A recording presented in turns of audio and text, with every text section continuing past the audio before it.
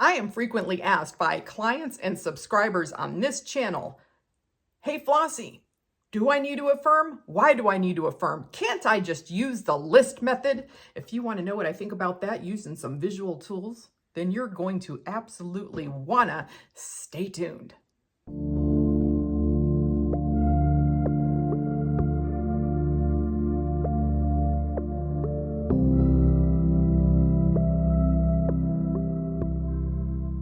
Hello, everybody, and welcome to another rousing episode of Spill the Tea Tuesday. My name is Flossie, and I consider myself to be the funniest, wittiest mindset coach, as well as manifestation expert and OG Hype You Up Rampage Queen here on YouTube. If you want one-on-one coaching with me, links are going to be in the description box below. Two quick announcements. One, Nikki and I are having an SP Accelerator course. So if you want to put the pedal to the metal on getting your SP, then you're going to want to check it out. Like, answer the following questions. Do you want your SP? Do you have your SP?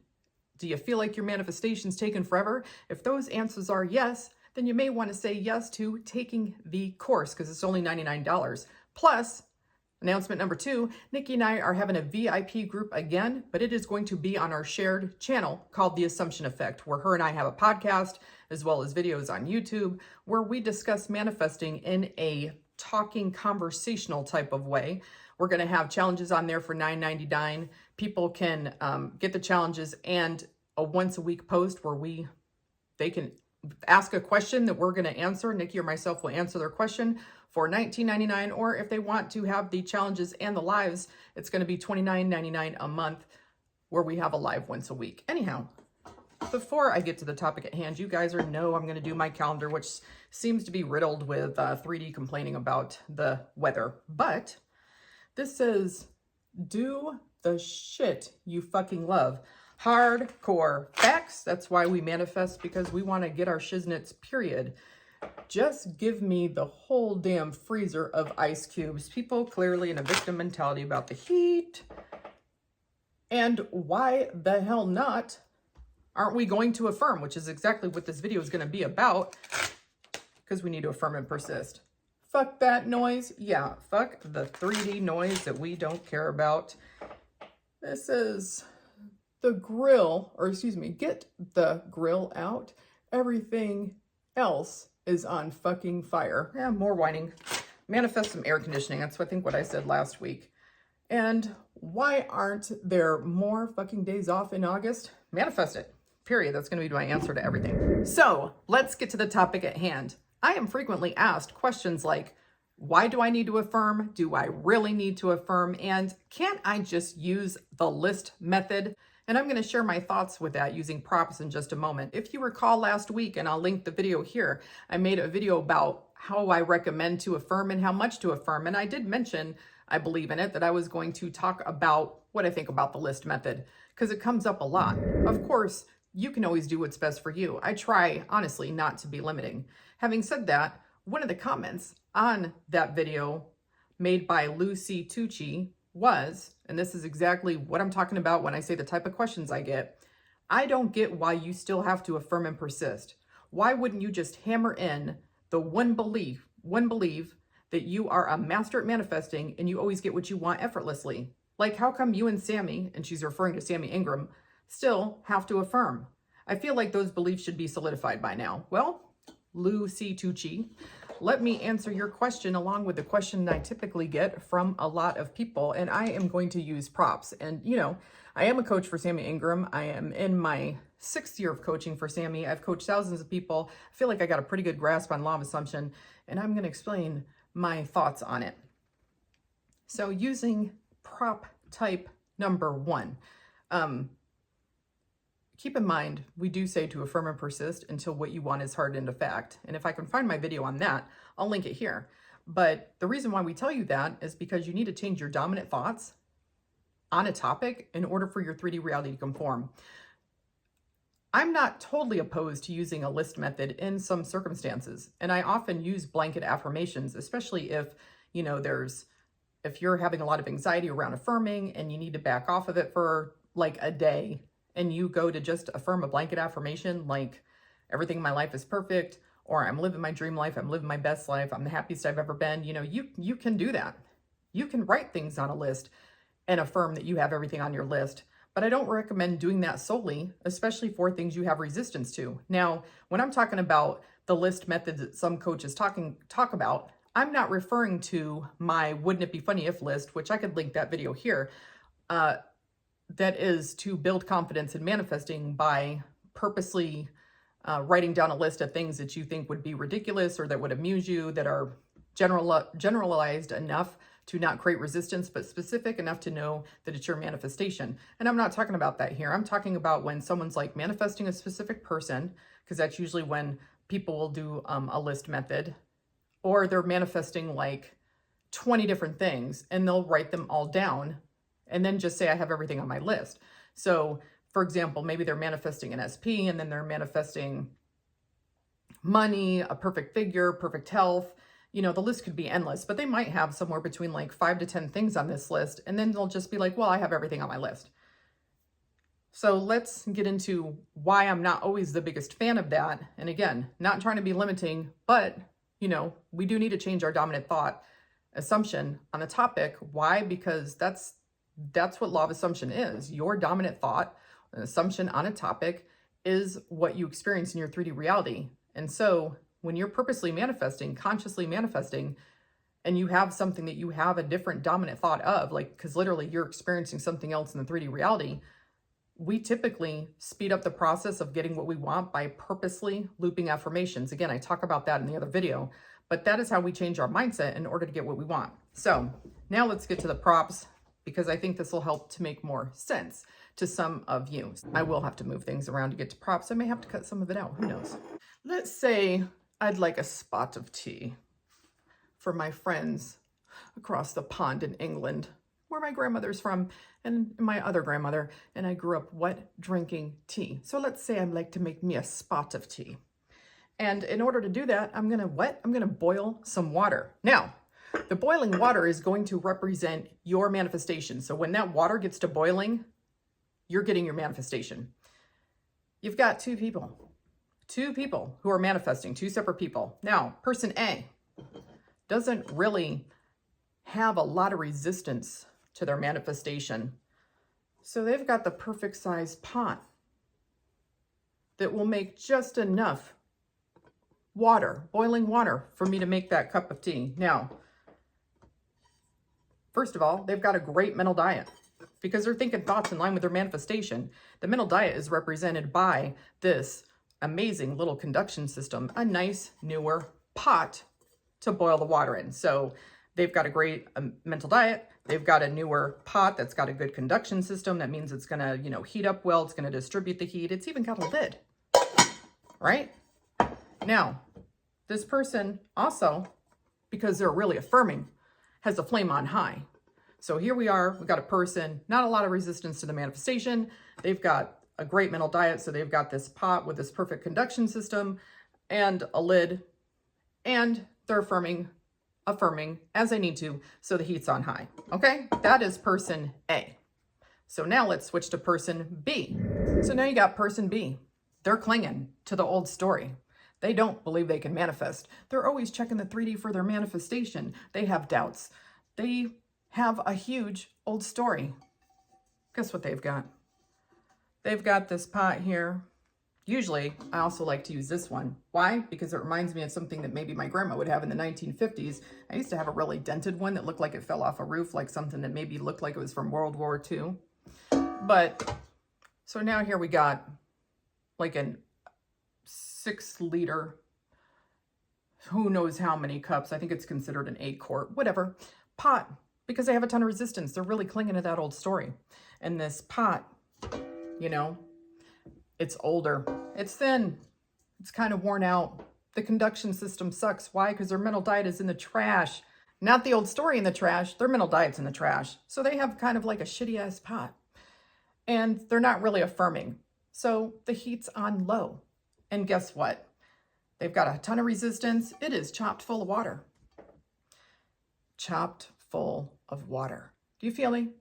So, since the manifestation is represented in my little analogy by having the water boil, whose do you think is going to boil faster? Person A, who doesn't really have a ton of resistance, who's affirming, they're persisting, and doesn't have a bunch of water because they don't have a bunch of resistance to start with. Great mental diet, have the heat on high because they're affirming like a mofo, compared to person B, who's not really affirming, who has a terrible mental diet and has a ton of resistance. So obviously it's going to be person A. And for those of you who are like, well, what if the mental diet is better and they've got the heat on high, but they got a lot of old story and they got a ton of resistance, then maybe this is their pot. Maybe the pot's better, even got a lid, but they still have a ton of resistance. So theirs is going to boil faster, obviously, than the person with the rickety ass pot, but they got a ton of water, so it is going to be slower than this person, most likely. Having said all that, the reason why I'm not necessarily the biggest fan of the list method in regards to manifesting is I'm going to show you another visualization because I like visuals. So let's say that someone is manifesting their specific person, and this is their container of resistance. It's actually just water with purple dye in it, but this is their resistance, okay? This little handy dandy container, but it's a lot because the container is full. It's full of their resistance to the old story, to their manifestation of the specific person, everything that's happened. I just wanted to point out and insert into this video so there's no confusion. Resistance can be your clinging to the old story, the amount of the old story, but it can also be how much of a dominant thought that you have on the topic, like how strong that assumption is for you. So in other words, if this is someone's amount of quote unquote resistance, that is how strong the dominant thought is to that, like how much of the dominant thought that they have. It can be this, it can be this. Like how strong is that thought? How ingrained is it in you, in your 3D reality? So when I'm mentioning resistance and I'm using this and also saying like your dominant thought on the topic in this analogy, they're kind of like interchangeable in a way, because that's what resistance is, right? It's like how strong is that dominant thought that you need to overcome. So hopefully that'll help all of this make some more sense. So back to the video, yo. This might be some people's. Some people could have an even bigger old story and they've dealt with it for a while, and they might be looking at this one. You see this? You see how much resistance is here? It's quite a bit. Now, we might have someone who's been clinging to the old story for what seems like years. And now this is their resistance. So this is probably the amount of water that we would put in that bigger pot. Maybe there'd be a couple of them. And obviously, the smaller container is more like what might be in the littler one, someone that has less resistance. Now, let's say someone is affirming and persisting that they're a master manifesting, and their assumption about being a master manifesting, their dominant thought about it, is like this, comparatively speaking to this. So the reason why I'm trying to use this to show the difference in doing like a list method is when you have a ton of resistance to it, it is going to take you longer to experience it. So it's your more dominant thought or assumption that's going to win. And that's why, sometimes people get things really quickly and sometimes people don't. If someone's manifesting a specific person and they have a really strong assumption that their ex has always come back, they already have that assumption in place. And if it's a really strong assumption, it could outweigh the assumption that SP doesn't want to be with them. And so when they start affirming for their SP, it seems like they get their manifestations quickly. Now, I'm not saying that that's why everybody gets their manifestations quickly. I'm just trying to use something to illustrate. So if I'm affirming I'm a master manifesting, but my assumption about being a master manifesting in relation to my specific person is this compared to this, it is going to take a while for me to affirm in order to change the amount. Another way to put this is, this person has a really strong assumption that their specific person doesn't want to be with them, and a much smaller assumption that they're like a master manifesting. And so you could see the huge difference. And what if this is how much resistance that they have to that manifestation, whether it's SP, money, getting a job, or whatever, but this is, comparatively speaking, the amount of the assumption. Now, I'm just trying to use it for illustrative purposes, because even though this could represent resistance, in another analogy, even though it's resistance, it's still how strong their assumption is on that topic, because that's what they're experiencing. This is not going to trump that. It's just not. It is not. And how long do you think that you're going to have to affirm and persist that you're a master of manifesting while not affirming for your other manifestations, specific person, money, SP, job, appearance, whatever, until it overrides it? Same thing with the list method. I could affirm all day long that I have everything on my list, but I would have to have a really strong assumption that I have everything on my list to override this huge behemoth of a tub. It would take a long time for me to affirm that, where I'm going to do it a lot quicker if I just affirm for what I want. So I'm not opposed to a list method. I think it's fine to think that you have everything on your list, but I still recommend at least having 1 or 2 affirmations for the actual things that you want, so that you can overcome your dominant thought and assumption you have on that topic. Because at the end of the day, that's what you experience. So if assumption, of what you don't have is really big, that you don't have it, you would have to affirm and persist, I would feel like, an ungodly amount of time in order to get what you want. Because your stronger assumption at the end of the day is going to win. And that's why Sammy and I still recommend affirming and persisting until what you want is hardened into fact. Why? Because you want to change your dominant thought and assumption. You want to have that 3D reality conform, and you want to keep affirming and persisting till it's hardened into fact, because it can be very easy to go back to the old negative way of thinking prior to something being hardened into fact. So to answer the question, that's why I say to still affirm and persist specifically for the topic at hand. Now, when you're in a different part in your journey and you can just think of what you want and it shows up, like I said in a previous video, I think the last video, good for you. That's awesome. If it's a topic that you have resistance to, you're probably going to have to, at a minimum, think very, good, clean thoughts in line with your manifestation. Why? Because that's extremely important.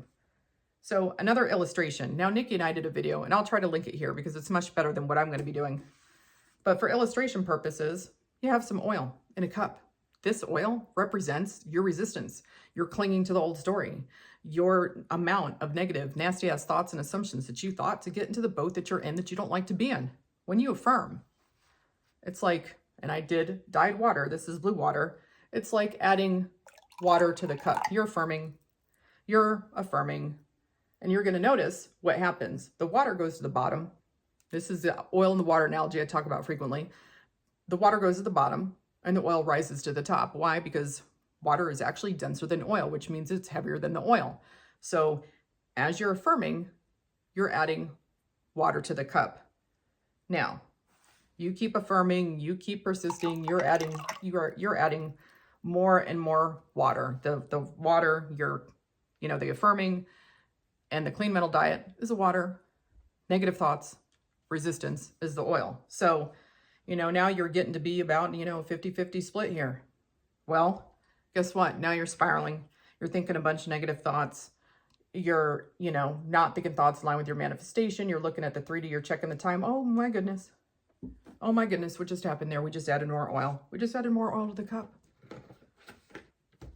So what do we need to do? We need to keep affirming and persisting, affirming and persisting, affirming and persisting. Now, I don't want to make a mess of my nice dining table, but as you can see, the affirming and persisting, it's now starting to become the more dominant thing here. I personally think that when you get to be about a 70-30 split, that's when it starts to really become your dominant thought, to where that part of your mind that discerns what is or is not true starts to have a buy-in that this new thought that you're thinking could possibly be true, and it goes to subconscious to manifest. Now, obviously, if you keep affirming and persisting, the oil could come over out of the cup. Some people have a huge amount of oil. Their whole cup is like full of oil. And so the oil is going to come out. And sometimes that's if, you don't have to have a purge. You don't have to have a transition. You can even affirm that your manifestations come in the smoothest, most beautiful way possible and the most delightful way to you, stress-free, etc. But sometimes people do say that they feel like they've had an emotional purge at the very minimum, especially if it was something that they had, an old story that was really difficult for them. Other times people feel like they have a transition period where the 3D looks a little like shit or maybe a little wonky or whatever. Well, that's like the oil coming out of the cup, because the oil's got to go somewhere.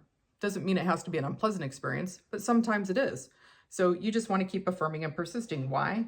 Because again, you don't want to add more oil, because you don't want to cause your own unintentional delay. You don't want to cause a delay, right? Right. So I'm hoping that the visualizations are helpful to you. If you've never checked out the video that Nikki and I made talking about mental diet, where we did this whole science experiment and we were playing around with all these fun things, you may want to check it out, and I've already linked it. But at the end of the day, your dominant thought on the topic is what you experience. Can you affirm that you're a master of manifesting and form a really strong assumption to the point that you become like, like myself? Like, I think of things and it shows up. I think of things I don't really have resistance to and it shows up, or just I think of a desire and it shows up. It's because I have a dominant thought that I'm a master of manifesting, that I always get what I want, that my life is perfect, everything always works out for me. Does that work for a lot of things I manifest? Yes. Do I affirm for everything I manifest? No. Do I affirm for the things that I have some resistance to? I do. Why? Because whatever my stronger assumption is in the 3D is the one that's going to win. So if you've got Chewbacca chilling like a villain in your 3D reality, acting a fool, growling, snarling, carrying on, when you want the dude or chick from 50 Shades of Grey, because you want to have something that is like more like this, you're going to affirm and persist for it. So at the end of the day, sometimes it's just, you have to ask yourself, how much do you really want it? We think thousands upon thousands upon thousands of thoughts a day, and your dominant thought on a topic is what you're going to experience. You can either allow life to happen to you, or you can make it work and make things happen for you by affirming and persisting, by consciously manifesting. That's it. End of story. That's what it is. Do you want to be person A, or do you want to be person B? It's up to you. Do you think that, your resistance to SP is going to be overridden by your assumption that you're a master of manifesting? Or that you have everything on your list? Which one do you think is going to win? This, obviously. Why? Because it's the stronger assumption that you have on the topic. At the end of the day, you can believe you have everything on your list. You can affirm it. It can become a dominant thought. But if you have a really dominant thought that your SP doesn't want to be with you, or that you're broke as a joke and don't have 2 nickels to rub together, or that job doesn't want you, which one is going to win? Win. That's what it comes down to. Which one is going to win? There you go. There you go. I used some props to explain the concept of why we affirm and persist several different ways in order to help you to understand manifesting better. It's not trying to be limiting. The law of assumption is your assumption, your dominant thought, your dominant thought is what you experience. You have to change your dominant thought somehow. Repetition of thought is the fastest way that we know how to do it, which is why we say to affirm and persist. So on that note, I'm going to end this video before it's light years long. Drop any comments, questions, or concerns below, because I love to check them out. And as usual, I'll talk to you later. Bye.